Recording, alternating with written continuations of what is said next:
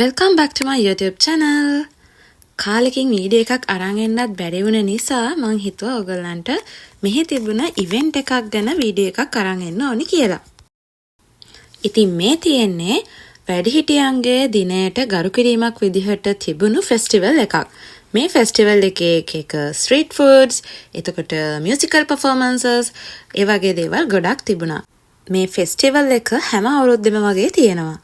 ඉතින් අපි ගියා එක දේවල් try කරා. එතකොට කොරියන් ෆුඩ්ස් try කරා. ඒ වගේම තායිවාන් සැරම රසම රස නූඩල්ස් එකකුත් try කරා. ඉතින් මේ ෆෙස්ටිවල් එක දවස් දෙකක්ම තිබුණා. අපි ගියේ අන්තිම දවසේ. ඉතින් මෙතනදී මට පුළුවන් නම් පළවෙනි වතාවට top වගේ try කරන්න. ඒක මම හිතුවටත් වඩා ගොඩාක් රසට තිබුණා. ඉතින් අපි හොම ඉස්සරහට යනකොට පොඩි ළමයි ටිකක් එක බැජ්, ඒ කියන්නේ ඇනිමේ වල ඒ වගේ එක කාටුන් කැරක්ටර්ස් වල බැජ් වගේක් තියාගෙන හිටිය විකුණන්න. ඒගොල්ලෝ කට්ටියම එකතු වෙලා තමයි ඒක විකුණ හිටියේ. 3ක් 100යි කියලා තමයි කිව්වේ. ඉතින් අපිත් ගත්තා. ඒගොල්ලෝ හරිම ෆනි ඇත්තටම.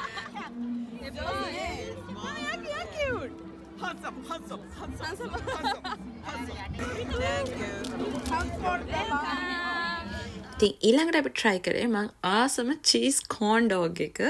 මං ඒකට මාරම ආසයි. ඒක මාරම රසයි. ඉතින් අපි මෙයාලගේ මියුසිකල් ෂෝ එකක් බැලුවා. ඩාන්ස් කරා. ඇත්තටම හරිම විනෝදයි හිතුවට වඩා. බලන්නකෝ. තව දෙයක් තමයි අපි තුන් කට්ටුව තමයි කොහෙ ගියත් යන්නේ ඇවිදින්න. ඉතින් මේ අක්කයි අයියයි මගේම අක්කයි අයියයි වගේ ඉතින් මේ වගේ රටක අපි කවුරුත් නැතුව ඉන්නකොට මෙහෙම ඇත්තටම හිත හොඳ මිනිස්සු ඉන්න එක ඇත්තටම වටිනවා. හිතට නිදහසක්. ඉතින් හරියටම රෑ 9 වෙද්දි මේ ෆෙස්ටිවල් එක ඉවර වුණා.